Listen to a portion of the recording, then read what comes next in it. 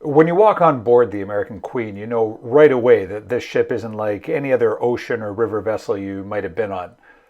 I'm Bob Bradley from the Pampered Cruiser, and if you're considering taking a trip on American Queen or one of her sister ships, then we'd love to help you out with your plans. This video is a ship tour specifically of the American Queen, both the flagship and the name of the company.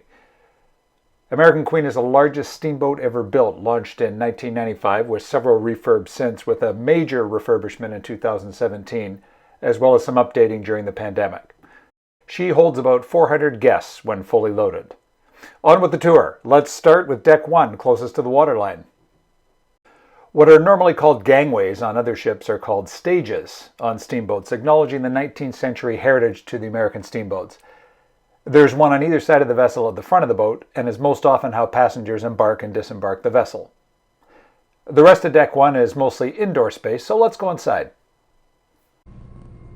So this is the main dining room, again on Deck 1, near the front of the boat. And we're a couple hours before lunch here, so there's nobody here, so it's a good time to come on in and take some pictures.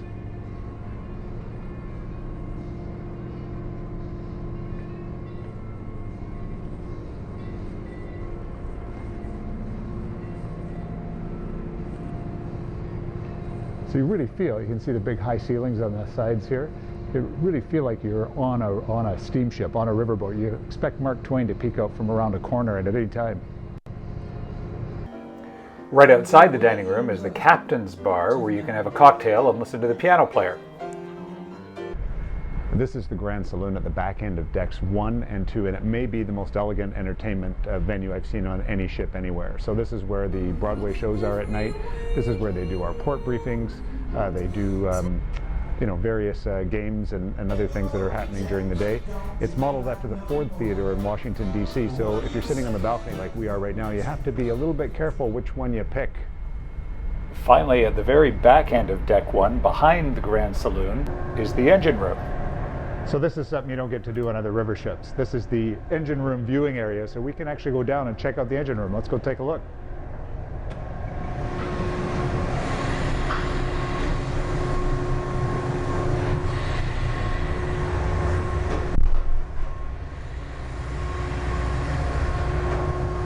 Howdy. Good.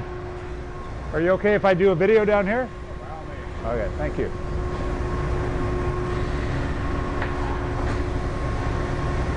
So here, get a picture of that. That's the piston that moves the paddle wheel.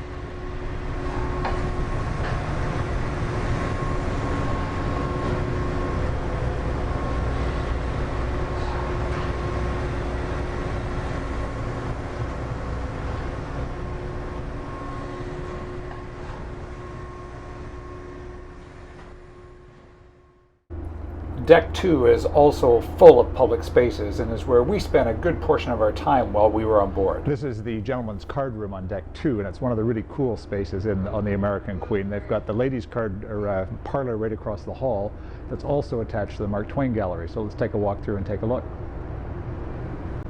Contrary to their names, both the gentleman's card room and the ladies' parlor are not actually gender specific, and anyone is welcome at any time to go in and read a book or otherwise just use the space. Each is decorated with Victorian-era art and pieces. The Mark Twain Gallery is dedicated to information and artifacts about steamboats and steamboating and their place in the history of the United States.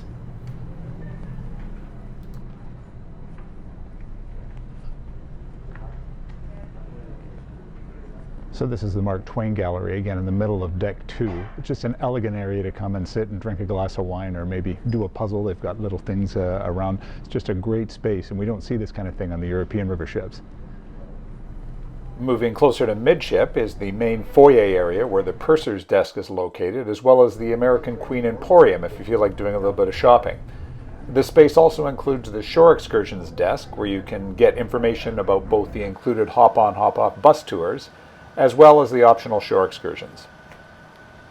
So for the night owls and the people that want to listen to the rock duo, this is the engine room bar. It's right above the paddle wheeler at the very back of Deck 2.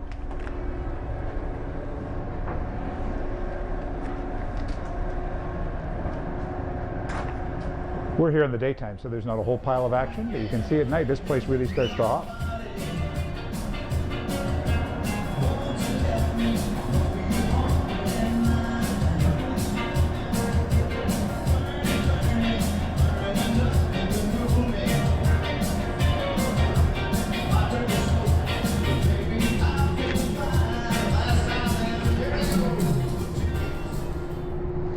This is the front porch, front of deck 3, and so right behind me here is where you can come and do a buffet meal, either breakfast or lunch, and they have prime rib dinner at night as well.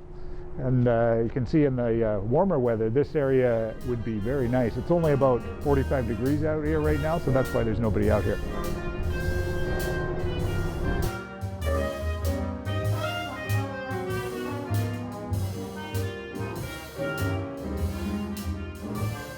On the warmer days, this is a great place to just sit and watch the river go by or listen to a band if they happen to be performing here.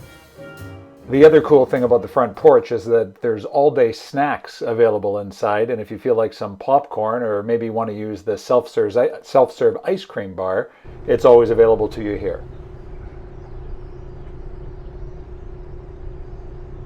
This is the front end of deck 4, and it's a nice place just to sit in a rocking chair at the very front of the vessel and watch the river go by. I envision being here in the 19th or early 20th centuries when steamboats ran all through this part of the United States as a major form of transportation. Much like deck 3, deck 4 is mostly passenger cabins, but there's one other public space that we should show you before we get too much further. No, I'm not on the bridge. This is actually the chart room at the front end of deck 4. And this is where the River Lorient hangs out, and it's a great place for people that are just generally curious about the river and steamboating in general. The River Lorient is the resident historian and an expert on the ecology of and the culture of the river and all the communities along it, as well as about steamboating. And so he is usually hanging out in this space as well for people that are curious about all that stuff. This is the river grill. This is at the back end of deck 5. So if you look right over the edge here for where these folks are sitting, you'll be able to see the paddle wheel operating. This is a place just to grab a drink. The bar's not open right now because it's in the morning, but the bar's open here for most of the day. And again, just a nice place to sit. The river grill is also where the calliope is operated from. The calliope what, you may be asking? This is a key part of the steamboating experience. Every day sail away, the steam-powered calliope is played for the enjoyment of both guests on board the ship and for spectators on shore that come out to see this magnificent vessel.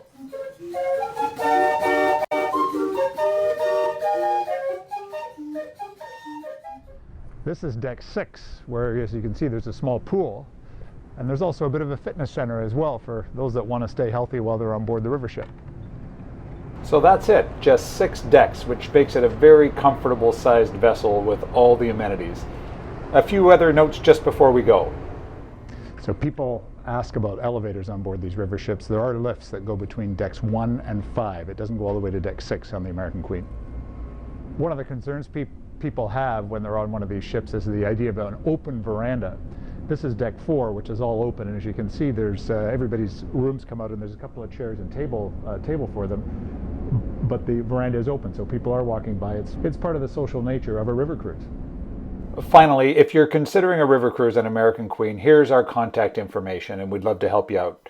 Most people are aware of the American Queen itself and the cruises that it does in the lower Mississippi, but there are also 2 other steamboats operated by American Queen Voyages all through the Mississippi River system, going as far north as Minneapolis, Chicago, or Cincinnati in the summer months. If you wanted to explore out west, they also have a steamboat on the Columbia River that travels between Portland, Oregon, and Spokane, Washington, where you can expect tons of winery visits, spectacular scenery, and you can retrace the footsteps of the Lewis and Clark expedition.